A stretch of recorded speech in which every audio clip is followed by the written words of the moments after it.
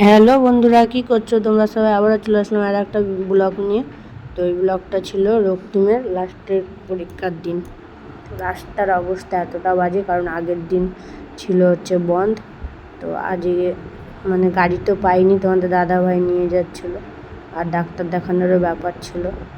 তো বিশাল টেনশানে ছিল রক্তিম। এতটাই রাস্তায় জ্যাম ছিল যে মানে ভাবতে পারিনি। তো অনেক আগেই 10 মিনিট আগেই পৌঁছে দিয়েছিল তোমাদের দাদাভাই। তো আমার হেঁটে গিয়ে মানে অতটা হেঁটে গিয়ে লাগছিলো বলে শরীরটা দেবার একটু বসলাম ওখানে। তো দেখতেই পাচ্ছ কত ভিড়। তোমাদের দাদাভাই লাইন দিয়েছে, আমি বসে আছি, প্রচণ্ড ভিড়। এই ফার্স্ট টাইম মিশনে ডাক্তার দেখাবো হচ্ছে গিয়ে। আমার লাইনে দাঁড়াতে রক্তিমের পরীক্ষা দিয়ে চলেও এসেছে, আমার দেখানো হয়নি। তার মানে ভিড় কতটা ভাবো। আমি দাঁড়িয়ে আছি, এবার ডাক্তারের কাছে দেখাতে যাব। তো ভাবছিলাম যে কি বলবে, আবার ফটো টটো করতে দেবে নাকি, একটু টেনশান হচ্ছিল।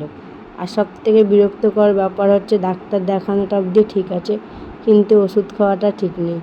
ওষুধ খেতে আমার একটু ভালো লাগে না। এরকম কারা আছো যে ওষুধ খেতে ভালো লাগে না? আমার কিন্তু প্রচণ্ড বিরক্ত লাগে। যেই 2 দিন কমে যায় ব্যাস, তারপর আর ওষুধ খায় না। এমনটা এবার বাড়ি ফিরে আমি একটু রান্নাবান্না করে এসেছিলাম না, অনেকটাই দেরি হয়ে গেছিলো। প্রায় বাড়ি ঢুকতে 2টো বেজে গেছিলো ডাক্তার দেখিয়ে। তো যাওয়ার পথে একটা জায়গায় জঙ্গলে দেখলাম কচু। জায়গাটাও খুব সুন্দর, দেখো কত জঙ্গলের মধ্যে। তার হচ্ছে পরিষ্কার জায়গা, তাই জন্য নিয়ে আসলাম। অনেক দিন খাওয়া হয় না, আর অনেক দিন ধরেই কচুর শাক খেতে ইচ্ছা করছে। তো ভিডিওটা ভালো লাগলে অবশ্যই একটু লাইক কমেন্ট করে দিও। এইভাবেই পাশে থেকো, আবার একটা নতুন ব্লগ নিয়ে তোমাদের কাছে হাজির হব। তোমরা সবাই নিজের খেয়াল রেখো, ভালো থেকো। তো চলো, ভিডিওটা কেমন লাগলো একটু জানিও। ওকে, বাই, টাটা।